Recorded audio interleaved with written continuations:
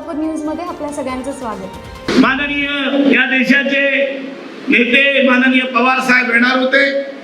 परवा त्यांनी मला फोन केला। दिल्लीमध्ये या 1 महिन्यामध्ये मोठी उलाढाल होते, राजकीय उलाढाल होते आणि त्यामुळे मला थोडं माफ करा, मी येऊ शकत नाही। मी बोललो तुम्ही सरकार पाडा आणि या, आमचं स्वागत आहे। दिल्लीच्या राजकारणामध्ये काही फरक पडणार नाही। मोदी साहेबांना सगळ्या आमच्या एनडीएच्या पक्षांनी मिळून देशाचा तिसऱ्यांदा पंतप्रधान तिथे स्थापन केलं आहे।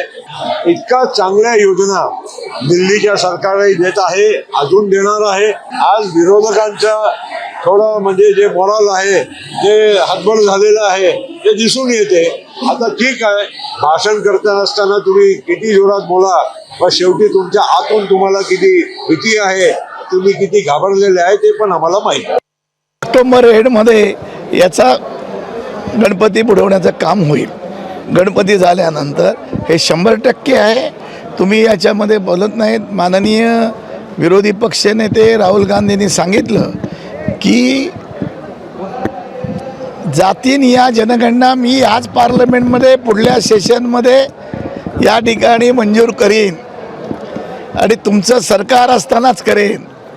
मग याचे संकेत आता पत्रकारांना मी तुम्हाला सांगायला पाहिजे का? आज पवार साहेबांनी ज्यावेळी संकेत दिले त्यात काहीतरी तथ्य पवार साहेबांनी काय माझ्याशी बोलले नाहीत, हे चुकीचं मी असं बोललो नाही। पवार साहेबांनी सांगितलं, पवार साहेब जे गेले आहेत ते आज आले नाही आहेत। ते का आले नाहीत मला माहिती नाही, पण राजकीय घडामोडी अशा घडतात अशा माझ्या सोर्सनी मला कळलं। माझं सोलापूर न्यूज या यूट्यूब चॅनलला सबस्क्राईब करा आणि बेल आयकॉन प्रेस करायला विसरू नका।